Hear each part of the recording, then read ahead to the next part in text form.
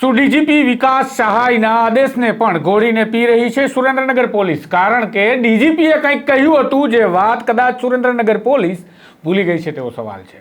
ખભે રાખવામાં આવ્યું હતું ખનિજ વિભાગના, પણ ભડાકો કરવા જશો તો ભરાઈ જશો તેવી સ્થિતિનું નિર્માણ થઈ રહ્યું છે. તેની વાત કરવી છે આપણે સુરેન્દ્રનગર પોલીસ, ખનિજ વિભાગ, ખનિજ માફિયાઓ અને એક થયેલા દરોડા વિશે. વૈષ્ણવજન તો તેને કહીએ જે પીડ પરાઈ જાનાને રે. નમસ્કાર, હું છું આપની સાથે તુષાર બસિયા. નવજીવન ન્યૂઝમાં આપનું સ્વાગત છે. આપણે સમાચારની વાત કરતા પહેલા થોડી તંત્રની વાત કરીએ, અધિકારીઓની વાત કરીએ, અધિકારીઓની અંદરની નિષ્ઠાની વાત કરીએ. સિસ્ટમમાં જ્યારે દલાલો ભરી દઈએ તો દેશ આખો વહેંચવો ખૂબ સરળ બની જાય છે, પરંતુ આ દલાલોની વચ્ચે ક્યારેક એક એવો સારો માણસ પણ આવી જાય કે જેની અંદરનું જમીર જીવતું હોય અને એને ખબર હોય કે મારે દલાલી કરવા માટે આ ખુરશી પર નથી બેસવાનું. કારણ કે મને નાગરિકોએ, મને આ દેશના બંધારણે એવા કામ કરવા બેસાડ્યો છે કે જે કામથી આ દેશનું, નાગરિકોનું અને બંધારણનું અને કાયદાનું અને ત્યાંના ખનીજનું રક્ષણ થાય. ખેર, આપણે અહીંયા રાજ્યોમાં કોઈ દલાલો છે તે હું નથી કહેતો, પરંતુ સિસ્ટમ જો દલાલોની ભરાઈ જાય તો કેવું થાય તેનો ચિતાર મેં રજૂ કર્યો. પરંતુ એક કાર્યવાહી ચોટીલા પ્રાંત એચટી મકવાણા ખૂબ સરસ કરી રહ્યા છે. પહેલાં તેની વાત કરીએ. એચટી મકવાણા આવ્યા ત્યારથી જ તેઓ જે ખનીજ વહન થતા હોય એ વાહનોને અટકાવી તપાસ કરી રહ્યા છે, પકડી રહ્યા છે અને ઘણા એવું કહેતા હતા કે અમારી મૂછે લીંબુ લટકે છે, તેમની મૂછો શોધી ન જડે એ પ્રકારની કાયદેસરની કાર્યવાહી એચટી મકવાણા કરી રહ્યા હોય એવું અમને લાગે છે. અને એચટી મકવાણાએ હમણાં એક વ્યક્તિને અટકાયત કરી અને પાવર બતાવ્યો કે એક પ્રાંત અધિકારી પાસે કેટલો પાવર હોય.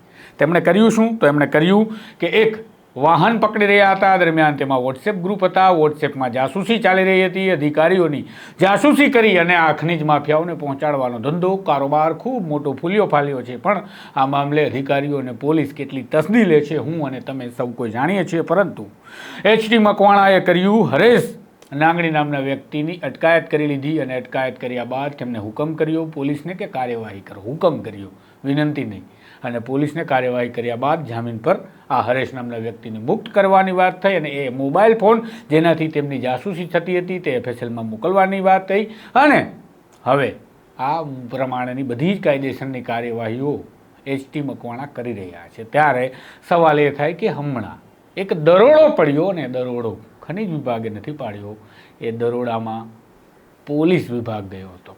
ખેર, વાંધો નથી, ખોટું કામ થતું હોય ત્યાં પોલીસે જવાનું જ હોય, જવું જ જોઈએ. પણ મને વાત યાદ આવી ડીજીપી વિકાસ સહાયની. પ્રામાણિક અધિકારી વિકાસ સહાયે એક પરિપત્રથી એક સૂચના આપી હતી અને જાણ કરી હતી તમામ પોલીસ અધિકારીઓને કે આપણે ખનીજ વિભાગના કામમાં જવાનું નથી. એટલે કે ટૂંકાણમાં સમજાવું તો કે ખનીજ વિભાગ બોલાવે છે દરોડો કરવા તો આપણે સાથે જવાનું, કાયદોની વ્યવસ્થા જાળવવાની, તેમને મદદ કરવાની, જવાની નથી પાડવાની, પણ આપણે સીધું ખાણ પણ નથી પહોંચવાનું. કારણ કે એ સમયે કહેવાય છે કે ખૂબ તોડપાણી પોલીસ કરતી હતી, ખૂબ તોડપાણી ખનીજ વિભાગના પણ કેટલાક કર્મચારીઓ કરતા હતા. તેના કારણે આવો નિર્ણય લેવાયો એવું લોકો માની રહ્યા હતા. પણ ડીજીપી વિકાસ સહાય ખૂબ પ્રામાણિક છે એટલે એમને કીધું કે આપણે કામ જ નથી ખનીજ વિભાગની જેમ દરોડા કરવાનું, આપણું કામ તો કાયદો વ્યવસ્થા જાળવવાનું છે. ખનીજ વિભાગને જોઈએ તો મદદ આપવાનું છે. એટલે દરોડો ખનીજ વિભાગ કરે, આપણને બોલાવે તો આપણે જવાનું, ત્યાં એમની મદદમાં રહેવાનું. પણ થાનગઢની વાત કરીએ તો એલસીબીએ દરોડો કર્યો. એલસીબી દરોડો કરી એક ગોપાલ નામના વ્યક્તિને લાવી, કેટલાક વાહનો લાવી, ખનીજ વિભાગે ત્યાંથી ખનીજ પણ કબજે કર્યું. તે કાર્બોસેલ એટલે કે સુરેન્દ્રનગરમાંથી દેશી ભાષામાં ઓળખાતો કોલસો હતો અને આ બધું જ પોલીસ સ્ટેશન સુધી લાવવામાં આવ્યું. પછી ખનીજ વિભાગના નૈતિક કણજારિયાને જાણ કરવામાં આવી કે તમે આવો, અમે પકડીને લાવ્યા છીએ. તો ડીજીપીના એ આદેશની, એ સૂચનાની અવગણના ન થઈ? શું સુરેન્દ્રનગર પોલીસ ડીજીપીના આ આદેશને ઘોડીને પી રહી છે કે પછી તેઓ એવું સમજતા હશે કે અમે ગાંધીનગરથી પણ ઉપર છીએ? કારણ કે નગર તો અમારા ગામની પાછળ પણ લાગે છે, સુરેન્દ્રનગર. ખેર, મજાની વાતો બધી સુરેન્દ્રનગરમાંથી સામે આવતી રહે છે.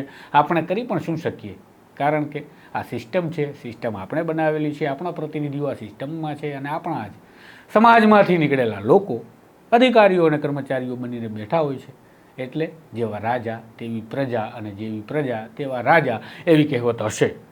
પણ સુરેન્દ્રનગરમાં આ જે દરોડો થયો છે, એલસીબીએ કર્યો છે, એ એલસીબીના પીએસઆઈ સાથે વાત કરવાનો પ્રયાસ કર્યો, પણ પીએસઆઈ પઠાણનો ફોન રિસીવ થયો નથી. અમે તેમને મેસેજ ડ્રોપ કર્યો છે. બાદમાં અમે પ્રયાસ કર્યો થાન પોલીસ સ્ટેશનમાં વાત થઈ જાય તો, એટલે અમે પીઆઈ ખાંટને ફોન કર્યો, પણ તેમણે ફોન રિસીવ કર્યો નથી. પણ અમારી પાસે સૂત્રો જે માહિતી આપે છે પ્રમાણે હવે ખનિજ વિભાગને કામગીરી સોંપી દેવામાં આવી છે. ખનિજ વિભાગ રિપોર્ટ કરવો, નોટિસ કરવી કે ગુનો દાખલ કરાવવો અસમંજસમાં છે. ખબર નહીં, મલાઈ કોઈ તારવી ગયું હશે, એની તકલીફ હશે આ સિસ્ટમને. કોઈ વ્યક્તિ વિશેષને આપણે આરોપમાં ન લઈ શકીએ. કદાચ વહીવટદારો કામ કરતા હોય, આપણને કંઈ ખબર નથી.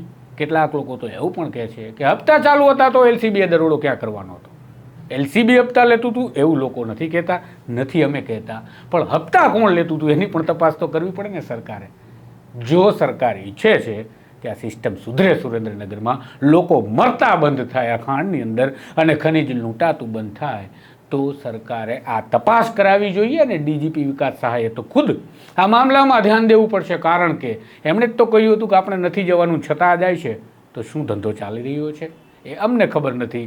ડીજીપી જાહેરમાં આવી અને આ બાબતની તપાસ કરી પત્રકારોની સામે મૂકે, જેથી પત્રકારોને પણ ખબર પડે કે ફરીથી એ તમે આપેલી સૂચના ક્યાંક રદબાતલ તો નથી કરીને. નમસ્કાર. વૈષ્ણવજન તો તેને કહીએ જે પીડ પરા